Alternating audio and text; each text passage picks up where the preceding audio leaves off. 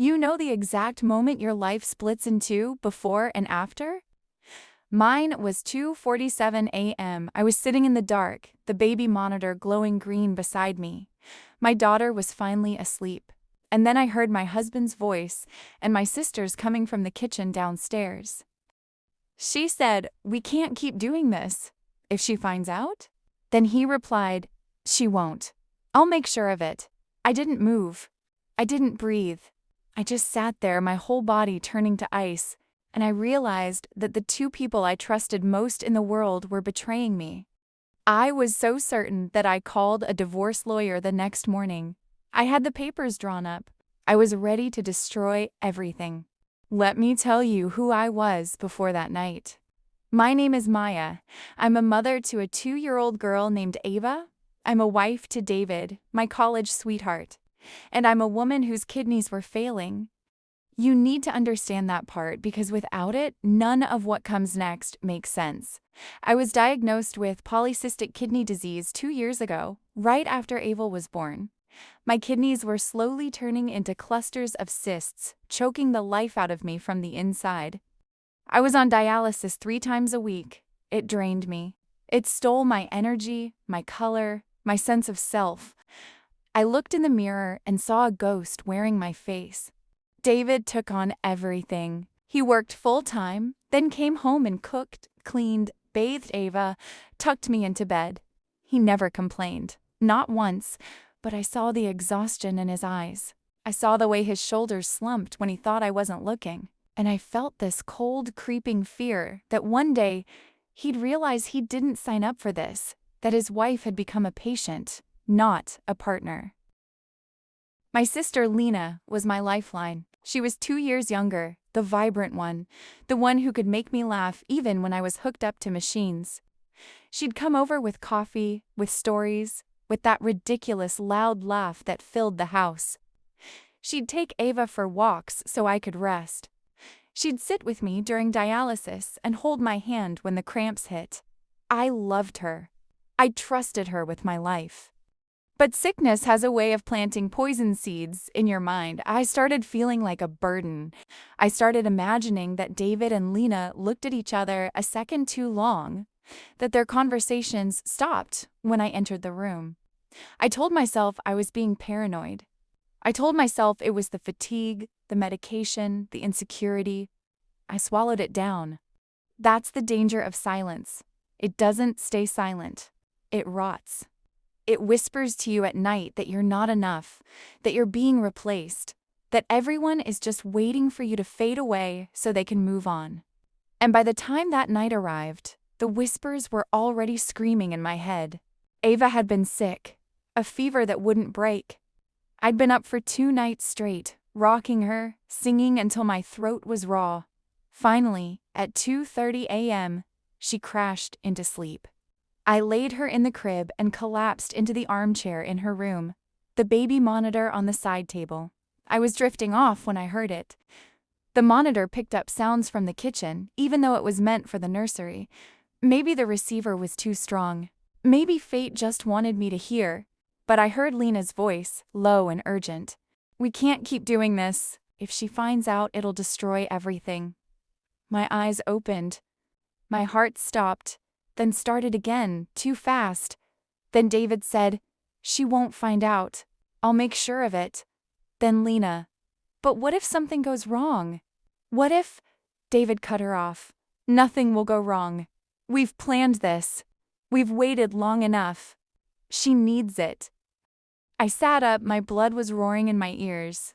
The monitor crackled. I couldn't hear every word, just fragments. Too risky. Don't tell her. She won't understand. Soon. I didn't sleep that night. I sat there, gripping the armrests, replaying those words over and over. She needs it. She won't understand. Don't tell her. My mind raced to the ugliest conclusion. They were having an affair. They were hiding it. She needs, it was his guilt talking. Maybe he meant I needed the truth? No. She needs, it meant I was the obstacle, the sick wife who was in the way of their happiness. That's what the poison in my brain told me. By morning, I was calm. terrifyingly calm. I didn't confront them. I smiled when David brought me breakfast. I kissed his cheek. I hugged Lena when she came over. And all the while, I was collecting evidence like a detective building a case. I checked his phone when he was in the shower. I found a string of texts to Lena, deleted, but I recovered them. 11 a.m., same place, all set. She's asking questions. We need to be more careful. My stomach turned to acid. I followed him one afternoon. I told him I had a doctor's appointment. Instead, I parked across the street from his office and waited. At 11 a.m., he left. He drove to a medical building, not our usual hospital. Lena was waiting outside. She hugged him, a long hug, then they went in together. I sat in my car, hands shaking on the steering wheel, and I imagined them in a private room. The door locked, their secret world excluding me. That's when I called the lawyer. I went home and started pulling financial records, bank statements, anything I could use. I found a large withdrawal, $5,000, just a week before. I didn't know what it was for. I assumed the worst. A trip, a gift, an escape fund. I was building a fortress of evidence, and every stone was a knife in my chest. David came home that night, exhausted. He said he'd been working late. I asked, "How's Lena?" He froze just for a second, then said, "She's fine." "Why?" "No reason," I said. And I smiled. The distance between us in that moment was an ocean, and he didn't even know he was drowning. For 2 weeks, I played the role of the unsuspecting wife while my insides twisted into something unrecognizable. But the worst night was still coming, and when it came, it shattered everything I thought I knew. The divorce papers arrived on a Tuesday. I hid them in the bottom drawer of my dresser, under winter sweaters. I planned to serve them on Friday, after Ava went to my mother's for the weekend. I'd sit David and Lena down together and watch their faces crumble as I revealed their betrayal. I rehearsed my speech in the mirror until I could deliver it without crying. But on Thursday night, everything accelerated. I was in bed, pretending to sleep. David came in late, smelling of coffee and stress.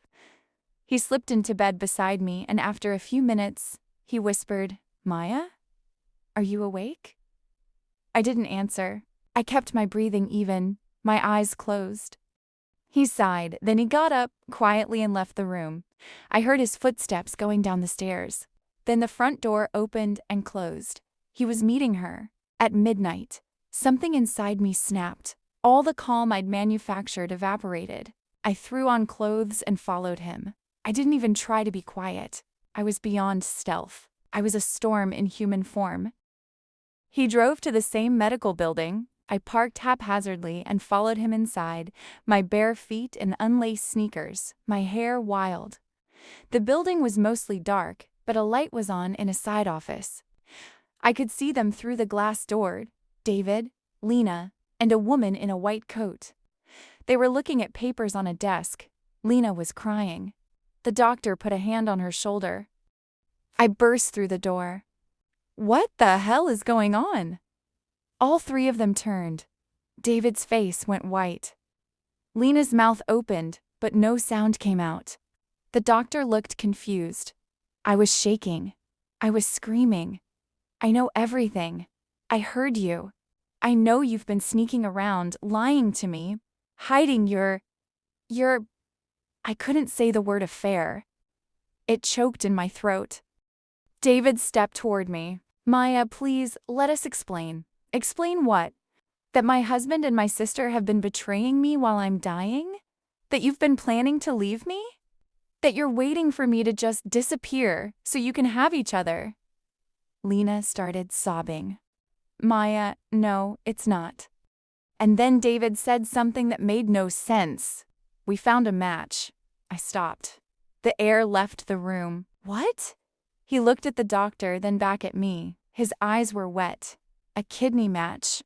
For you, Lena. Lena is the donor." I stared at him, then at Lena, then at the doctor, who was holding a file with my name on it. Everything tilted. The walls seemed to pulse. Lena stepped forward, her voice breaking. "I didn't want you to know until it was certain." I didn't want to give you hope and then take it away if something went wrong. The tests, the appointments. We've been doing this for months. I'm a match, Maya. I'm giving you my kidney. The words didn't register. My brain was still in the affair narrative, and it couldn't pivot fast enough. The texts, I whispered. The secret meetings. The she can't know. David pulled out his phone, showed me the messages. The $5,000 was for the surgical pre-testing your insurance didn't cover. Same place was this clinic. She needs. It was about the transplant. We were trying to protect you from the uncertainty. We were trying to surprise you when everything was confirmed. I sank to the floor, the cold tile pressed against my knees. I looked at Lena, my baby sister, who was willing to go under the knife, to give up an organ, to risk her own life for mine. And I had accused her of the ugliest betrayal. I had called her a traitor. I had divorce papers sitting in my drawer. Lena knelt beside me. I should have told you, I'm sorry. I saw how much you were suffering, and I wanted to be the one to fix it. I didn't want to be another burden. I wanted to give you a miracle. And then, through my sobs, I confessed to them. I told them about the baby monitor, about the lawyer, about the papers. I watched David's face cycle through shock, hurt, and then a terrifying blankness. He didn't yell. He didn't cry. He just said, "You were going to divorce me?" Without even asking me? The silence that followed was the heaviest thing I have ever carried. I had spent 2 weeks building a case against the people who were trying to save my life. And now I had to find out if their love could survive my betrayal. The surgery happened 3 months later. Lena gave me her kidney. It was a success. My body accepted it. The color came back to my face, the strength back to my limbs. But the recovery wasn't just physical. David and I went to counseling. The first session, he barely spoke. The second, he exploded. How could you believe that of me? After everything, I have never looked at another woman. I have been drowning, trying to keep you alive, and you thought I was cheating? I had no defense. I told him about the whispers in my head, the insecurity, the way sickness had convinced me I was unlovable. But I also knew that wasn't an excuse. I had taken fragments of words and built a prison around myself, and I'd locked him inside it without a trial. Slowly, painfully, we rebuilt. He forgave me. I don't know why. I don't know if I deserved it. But he said you were scared, you were sick, and you made a terrible mistake. But you also confessed. You didn't go through with it. That counts. Lena and I had our own reckoning. She said, "You're my sister. I'd give you my other kidney if I could. But you need to trust me, even when it's hard. Even when the voices in your head tell you otherwise." So now, every time I feel that poison creeping back, every time I feel insecure, suspicious, unworthy, I remember the green glow of that baby monitor.